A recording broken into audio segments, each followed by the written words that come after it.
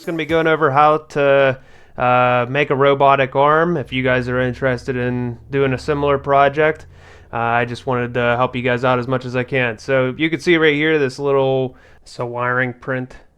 I am just showing all the connections to the Raspberry Pi and to all the devices.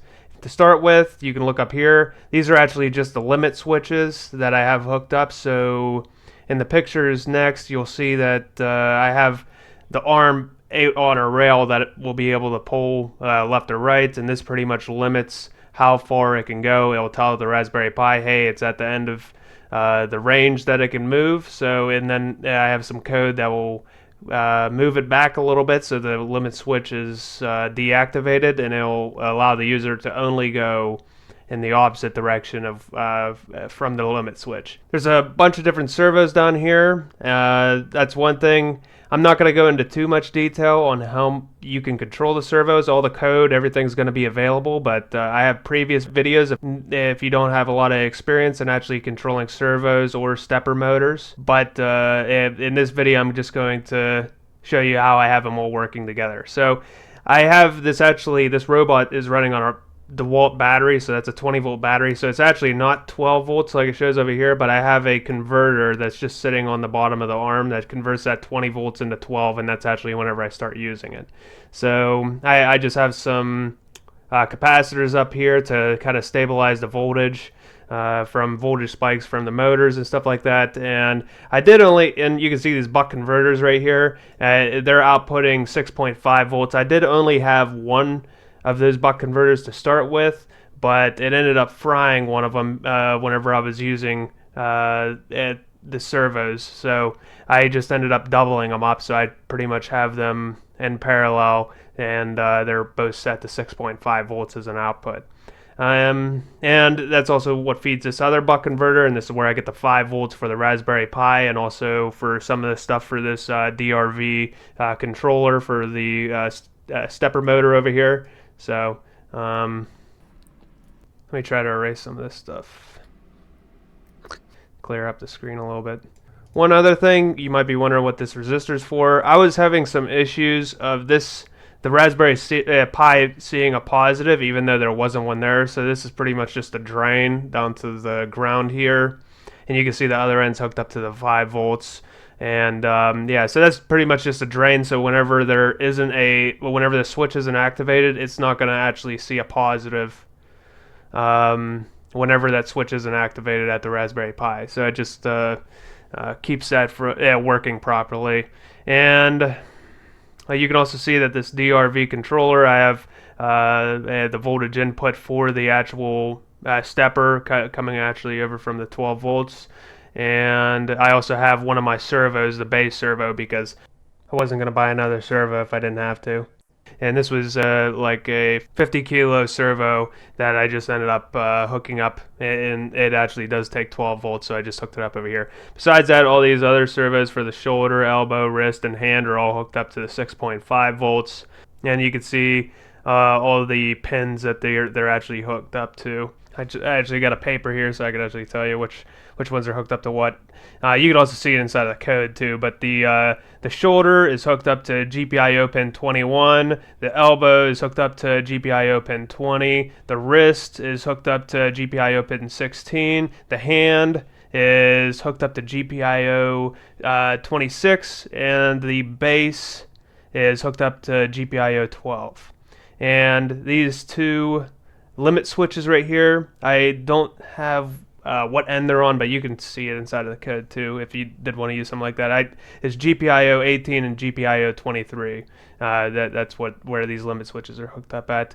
And the actual stepper, the direction is hooked up to GPIO 14, and the step for the stepper motor is hooked up to GPIO 15. And you can actually see, and I brought this up in my stepper video, you can see that these two wires are crossed here. It's going to depend on your stepper. I haven't messed with them too much. The one I have, I know I need to cross them like that to actually get that to work properly. And also, you can also see that these two are the only ones you normally need, but I have this hooked up to positive. Let me zoom in here. You can't see crap anyway. Okay. So I actually just looked it up to make sure again. But this is just the M1 for micro step modes. So with this one, what that does is actually puts it on a quarter step. So it's instead of doing one full step per step, it does a quarter of a step. So, but it makes it a lot smoother for the actual robot. So figured I'd let you know that. All right, and I just wanted to show this. So this is actually that 20 volt convert. It converts that 20 volts from the actual DeWalt battery to the 12 volts, and the yellow is the 12 volts. And you can actually see it's kind of like hidden right here, but it comes up through, and then I have it just soldered onto the actual wires. I'll show you where it hooks up to the board. My board is hooked up a little bit different than what it shows inside of that last schematic that we showed, or like that I showed. But and you can also see I have a like car fuse to I don't know if it will help or not if it ended up catching on fire. It didn't with that buck converter, but I put that in there just in case crap hits the fan. So this is actually where that 12 volts comes in at, and you can see those capacitors over here. And actually, my last schematic was wrong because I showed that these two buck converters feeding this one, but it's actually coming straight up to 12 volts here. So that is different than what I showed. But yeah, so these are both, these buck converters are actually both fed by the 12 volts, and then this one's just converting it to 5, and that's actually where it comes over here on this rail. And this one's converting it to 6.5, and there's two of them. You can actually see it's double stacked underneath. I just have some standoffs that are separating them, and I just soldered them together here. And you can see these white wires here. These are all what are powering the 4 servos. There's actually 5, but the other servo is being powered right here. Yeah, this is actually where the other servo is being powered at. So I had to look for a second. And this is the data pin. Besides that, this is where the servo power is coming in at, the servo grounds are coming in at, and you can see these are the 2 resistors. This is the input for the actual limit switches, and this is the output for it, and the data is actually coming in on these 2. You can see we're getting the power from this bus right here, and we're also, our data pins are going into the actual DRV stepper controller right here, and then going out into the stepper motor through this side here. And you can see that it's actually being powered by that 12 volts there. Another thing, all the stuff that I used is going to be inside of the description if you guys did end up picking up the same stuff that I got. And you can also see that I created all the 3D models for everything on here. So like the gears and everything, all this stuff is all 3D printed. All the STL files that you will need to print this will be inside of my GitHub, which will be inside of the description as well. I think that's pretty much it for that. Oh yeah, all the data pins, it kind of looks like a mess. All the data pins for the other 4 steppers, the other 4 servos are coming into here, and then I just have some heat shrink. It looks like a mess, but that's where the data is coming out into the servos. And you can see all the data and power are going through these wires here that are right underneath that rail. And this is just the other side. There's not really that much to it. There's just a limit switch, and that's pretty much it. It looks exactly the same as the other side, except there's not all the hardware. Now the actual arm here, this is my first time ever building an arm like this, so I should have got a better service for this because I made these way too long. And also I'll show you like the inverse kinematics that I had to learn to get this working the way I wanted to. It looks okay, but it's not as good as I would like, and I think it's just, I know the math is right, so I know it's just how cheap the servos are, and also this is sticking off that rail a little bit, and the rail bends a little bit, so it's not as stable as I wanted it to be, but it ended up working out. This was just a learning experiment anyway, so I got what I wanted out of the experience, but yeah, just a 35 kilogram servo, 35, and I think this is a 20, and then this is a 25. I ended up burning up this one too, the one that came with the actual claw. I was going to print that out too, but it seemed like a lot of work, so I just gave up. And I also, the 50 kilogram servo is actually underneath here, and I have it just hooked up to the bottom of this pad, so it'll actually rotate side to side, and I just have this bearing in here to actually allow it to rotate. Now, just like in the RC car, your udev rules, what we're really trying to do here is whenever the controller connects, we want to run our service. The main reason that I decided to do it this way is because if you try to just run the script, the udev isn't meant to constantly continue to run. So I end up starting that service, and that will be able to run as long as I want it to. Where this, after a couple seconds, it will just randomly shut off. Unlike with the RC car, I decided to not use the event value as the attribute that I used to run the actual script. This one I did a little bit different. I use this attribute for the name and also the unique ID, and I ended up getting that from udev ADM, just space info, and then dash attribute dash walk, and then I put the dash name equals and then the event type to actually get these values here. But the nice thing with doing it this way is that it doesn't matter what the event value is. It can change, it won't matter, it just depends on the actual device. So I wanted to start doing it this way. And then after you create this, you just do sudo udev ADM control and reload rules, and that will enable that rule. Now for systemd, creating a systemd service, all you're going to do is sudo nano /etc systemd system, and then whatever you want to call it .service. I called mine robotarm.service. You could pretty much put exactly what I have here. It should work for yours if you are doing this. But the only thing that you're going to want to change is you're going to want to change what script you're actually going to run after this exec start. So whenever this job starts, it will just run whatever you put after this, and I just have my robotarm.sh right here. And then after you do that, you can do a sudo system control daemon reload, and that will actually make this service able to be started, and you can actually check if it is working properly just by doing sudo system control status. And it's not Blackfire roles, mine's robot.service, but yeah, that's what you're going to want to do to actually make that systemd service.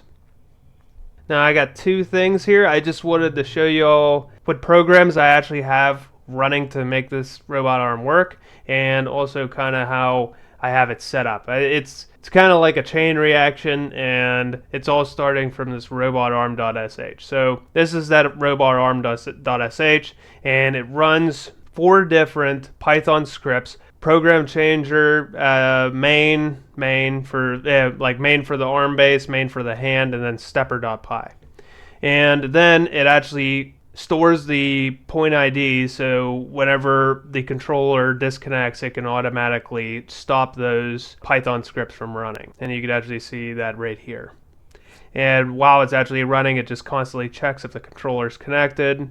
And whenever it sees that it's not connected, it's just going to continue and actually kill all of those point IDs. And that will be the end of the script. But you can actually see this program changer.py. That's actually right down here, and what this actually does is it's going to run the IK main py up here, and also the individual main py. It's going to start with the individual main py, and then I have it inside of this program changer.py. If I press the A button on the Xbox controller, it'll switch in between them. So and I'll show you what the individual control and also the inverse kinematics control does, but it allows me to switch through the programs without actually getting into the terminal. And now everything else is pretty much the same. Inside of arm base, that's just that 50 kilogram servo that's on the bottom of the arm to rotate it. It's just going to run this main.py to actually get that program started. And the hand, inside of this hand directory, the main.py is actually going to be controlling the hand control.py and also the wrist control.py. And the stepper controller.py, that's just going to run by itself, and it doesn't really need a main.py. But that's how I have that set up. Now I have no formal education inside of inverse kinematics, but I watched a few YouTube videos and ended up picking up enough to actually make this project work. And I just wanted to show you guys what I learned from that experience, and hopefully that might end up helping you guys out. So pretty much whenever you start out, you have an XY coordinate, and I just made an arbitrary pick right here, so 245 and 260, and I'm just going off of millimeters. And one thing that you need to keep in mind is you need to know the length of both arms. So in this, I made it easy for myself, for this being my first time messing around with something like this. I just made it, well, like my arms are both the same length, and they're both 200 millimeters. So now that we know that we have that X and Y value, which is the X 245 and Y 260, we already know what the adjacent and the opposite of this actual triangle is that we're trying to solve for right here. So in this case, the X is 245, so the adjacent is going to be 245, and the Y is 260, so we know that the opposite is going to be 260. Now to find the hypotenuse, all we're going to have to do is actually do Pythagorean theorem and actually just take O1 to the power of 2 plus A1 to the power of 2, and that equals H1 to the power of 2. So over here, I just have 260 to the power of 2 plus 245 to the power of 2 equals the square root of H1, and that's where I got 357.246. Now I just took the inverse sine of 260 divided by 357.246, and that's how I ended up getting theta 1 for this actual triangle. That we know what the actual angle of theta is inside of this triangle, and we also know what the hypotenuse is. We have some values for this triangle over here. So we already know that the hypotenuse of this triangle, if we ended up making a line down here and actually making this into a right angle, we know also the A2, because A2 is just going to be H1 divided by 2. And that's also where I got this over here. So H1 divided by 2 is A2. So that's going to be our adjacent 2, and then so that would just be 357.246 divided by 2 equals 178.63. And then we're just going to use the inverse cosine of adjacent 2 divided by hypotenuse 2. And that's going to actually equal our theta 2. So the values that I actually plugged in here are going to be cosines 178.63 divided by 200 and this is inverse cosine, and that's going to equal 26.728, and that's actually what we got for this theta 2 right here. And you can actually see I have little versions of the triangles that we're solving for right over here, and the values are the same. Now the next one we are going to have to solve for is going to be theta 3, and we can solve this just by making O2 the adjacent and A2 the opposite, and just flipping that triangle. I didn't end up putting another triangle for that, but so what I did here was I just took the inverse sine of A2 divided by 200, which is the hypotenuse here, or the arm length, and that is going to equal our theta 3. So I took the inverse sine of 178 divided by 200, and then I got that 62.873 degrees. So, and that's actually going to be this right here. Now to actually find our angle 1, all we're going to have to do is add together theta 1 and theta 2. Then we know what our angle is going to need to be for this bottom arm. Now, I should have probably brought this up in the beginning, but the big thing that we're just trying to do is find out how do we reach the XY coordinate with the length of arms that we have. How do we have to bend them to actually get us at the XY coordinate that we're actually looking to go towards. And the biggest thing that I actually had trouble with this was this arm doesn't know it's connected to another arm, but whenever we're solving for it, we have to figure out what angle this arm will be if it was on its own. So if we disconnected this, put it on its own mount, what angle is this arm going to need to be at to actually reach that point? So how we actually figure that out, now that we know theta 3, we can pretty much add these two together, Okay, you can see right here, and we can get theta 4. So theta 4 is going to be actually the angle in between both of the arms. But that won't be good for us because we need to have an angle that is relative to whatever this arm's at, as if this was hooked up to its own mount, like what the angle is for that.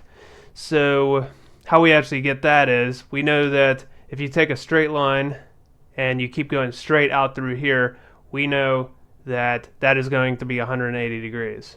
So we can just take our theta 4 that we just solved by adding theta 3 and theta 3 together, like theta 3 plus theta 3, or theta 3 times 2, and we could subtract that 180. We could subtract that by theta 4, and that's when we get theta 5. And then to get angle 2, we would just need to take 90 minus theta 5, and that's how we would get theta, or excuse me, that's how we would get our second angle. So now with angle 1, which is this angle right down here, and also angle 2, which is going to be the relative angle of this arm up here, we know what angle both arms need to be at to reach that endpoint. So that's pretty much what we're doing inside of this code over here. I'm not going to go through step by step, but it pretty much is doing the exact same thing that we did over here, except we're using variables. That way they can constantly change no matter where we're moving the arm at.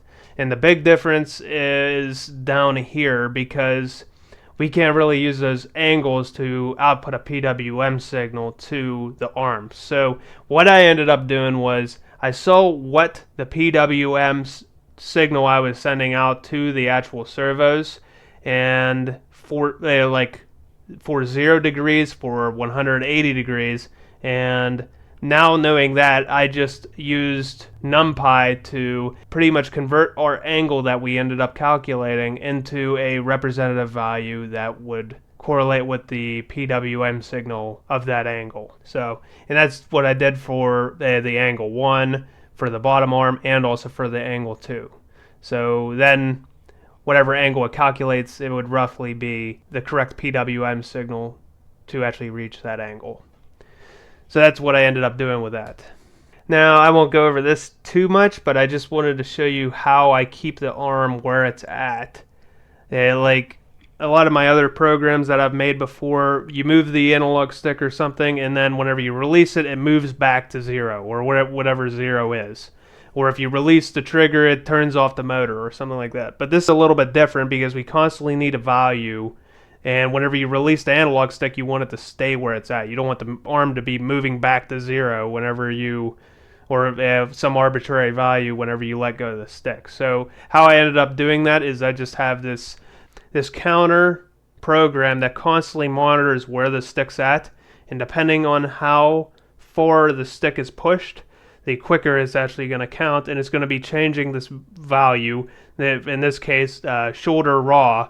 And the shoulder raw, it starts out at 33, and it will constantly be counting up, or it will constantly be counting down, depending on if you're pushing or pulling the stick forward or back. And I use this type of setup a lot inside of the code for this arm.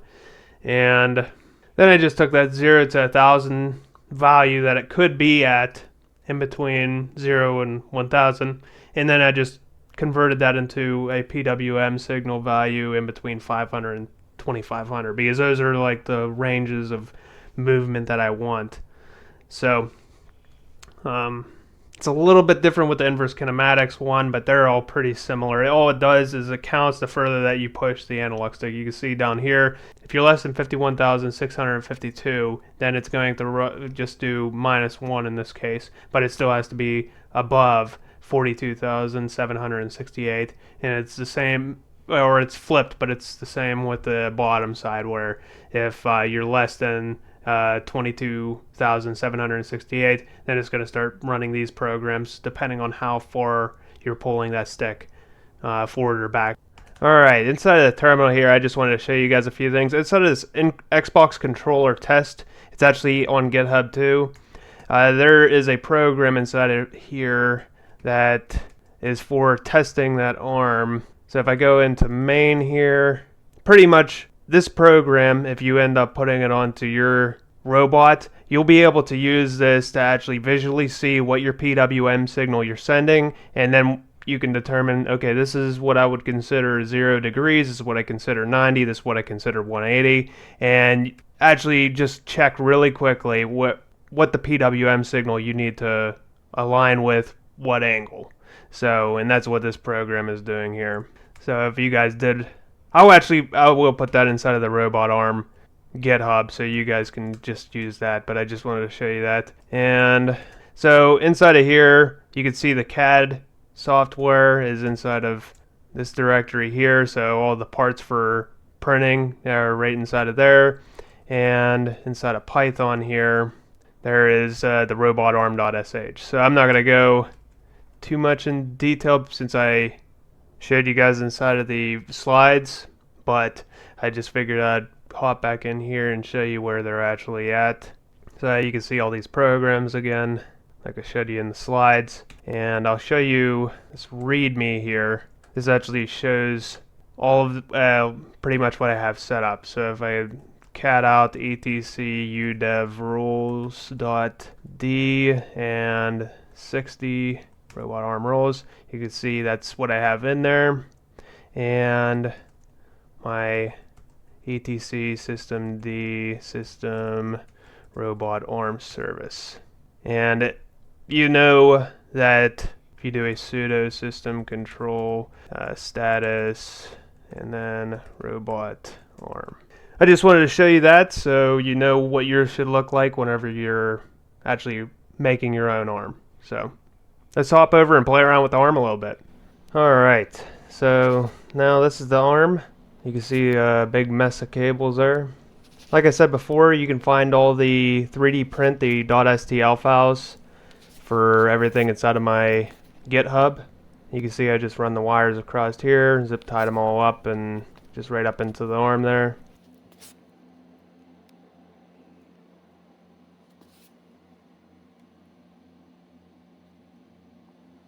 And then you can see that 50 kilogram servo.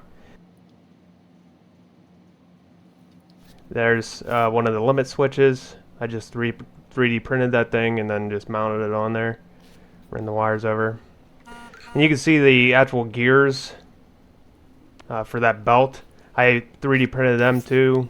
All the models are inside of the GitHub as well. And I put the bolts and everything inside of the description of this video. And there's that 12 volt, 20 to 12 volt converter, and that little mount for the DeWalt, and yeah, that 5 amp fuse. And it just runs right out of that converter right up into the breadboard there. And you can see there's the 5 volt and the 6.5 volt buck converter, and you can see right there I burn up that other buck converter because I was drawing too much current on them servos. Now you can see right whenever I turn the controller on, it just starts running, and that the actual bumpers there that moves the wrist, and then the triggers move the hand or the claw. And it also has acceleration too, so if you press it a little bit, it will move slow.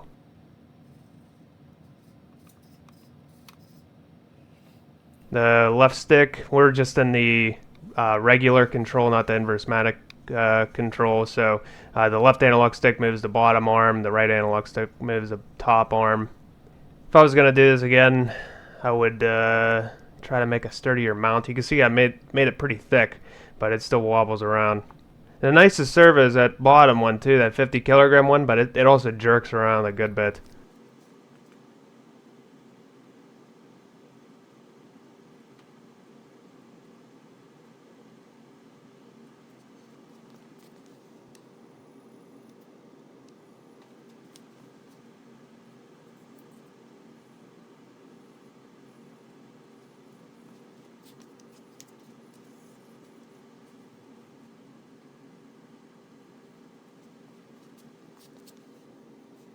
And you can see moving the analog stick left and moving it right will rotate the arm.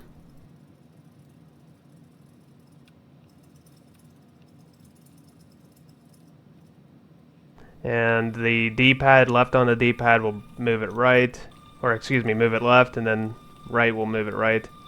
until it hits the limit switches, and it will stop and move it back a little bit until the limit switch deactivates.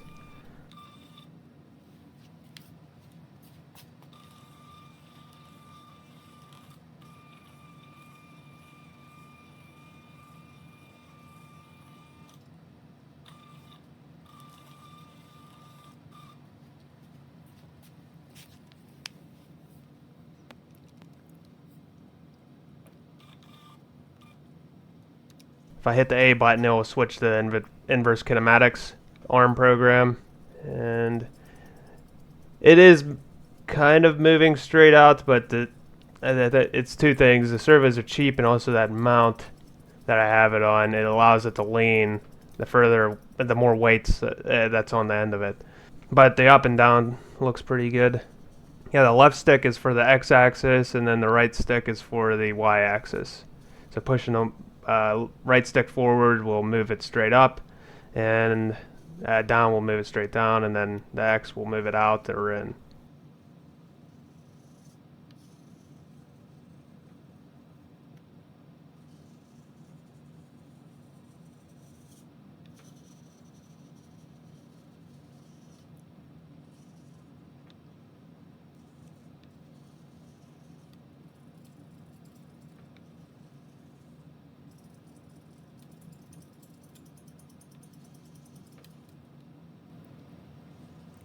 I switched to the regular control so I could pick up this ball. Yeah, this was a pretty fun project. It was a little bit of a headache to try to figure out the code, but it ended up working out. So hopefully if you guys are making a robot, this helps you out a little bit. The worst part for me was the inverse kinematics, but after I got it figured out, it wasn't too bad. But yeah, if you guys ended up liking the video, leave a like. If you dislike the video, leave a dislike, and talk to you next time. Peace.